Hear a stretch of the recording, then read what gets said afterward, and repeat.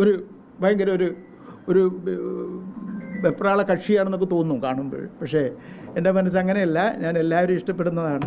ഭയങ്കരനാ. ഇയാള് സംഗീതവും നൃത്തമൊക്കെ ആയിട്ട് കഴിയുന്ന ഒരു സാധുവായിട്ട് എനിക്ക് തോന്നണത്. സാധു. അവാർഡുകൾ പ്രഖ്യാപിച്ചതിനു പിന്നാലെയാണ് രമേശ് നാരായണൻ പൃഥ്വിരാജിനെതിരെ ആരോപണവുമായി രംഗത്തെത്തിയത്. ഇവൻ സമനില തെറ്റി ചെയ്യുന്ന ഈ ഇടയായിട്ട് ഇതിന്റെ സ്ഥിരം പരിപാടിയാ. ചേട്ടൻ്റെ പാട്ട് ഈ മഴ തൻ 2 ദിവസം എടുത്ത് പാടിയാണ് ദാസേട്ടൻ. ഈ പാട്ട് കട്ട് ചെയ്ത് കളഞ്ഞു. അതെനിക്കിഷ്ടമില്ല. ആ പൃഥ്വിരാജിനെ ഞാൻ ഇവിടെ നിന്നിട്ട് വിളിക്കുകയാണ്. അധികം നിന്ന് വാചകം അടിച്ച നിന്റെ അണ്ണാക്കിൽ ഞാൻ 12 കോരി ഒഴിക്കും. ഡിസ്കസ് ചെയ്യുന്ന ഒരു സാമാന്യ മര്യാദ കാണിക്കണ്ടേ? അയ്യോ, പച്ചവെള്ളം ചവച്ചു കുടിക്കണ പഞ്ചപാവം അങ്ങോട്ട് ഇറങ്ങിയില്ലടേ. ആസിഫ് അലിയിൽ നിന്നും പുരസ്കാരം സ്വീകരിക്കാൻ വിസമ്മതിക്കുകയാണ് രമേശ് നാരായണൻ ചെയ്തത്. ഡിസ്കസ് ചെയ്യുന്ന ഒരു സാമാന്യ മര്യാദ കാണിക്കണ്ടേ? അതെ, ആദ്യം നീ നന്നാകാൻ നോക്ക്, എന്നിട്ട് മതി സ്വയം നന്നാകുന്നത്, കേട്ടാ.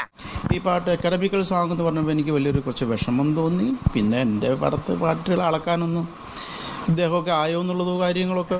നിനക്ക് അഹങ്കാരം വളരെ കൂടുതലാണ്. അയ്യോ, ഞാൻ ഒരു പാവല്ല. അമ്മയുടെ നിർമ്മാണത്തിന് താനടക്കമുള്ളവർ നടത്തിയ പരിശ്രമങ്ങളും രമേശ് നാരായണൻ എണ്ണി പറഞ്ഞു. പറഞ്ഞാലും കപ്പല് ഞാൻ ഒരൊറ്റ തള്ളല.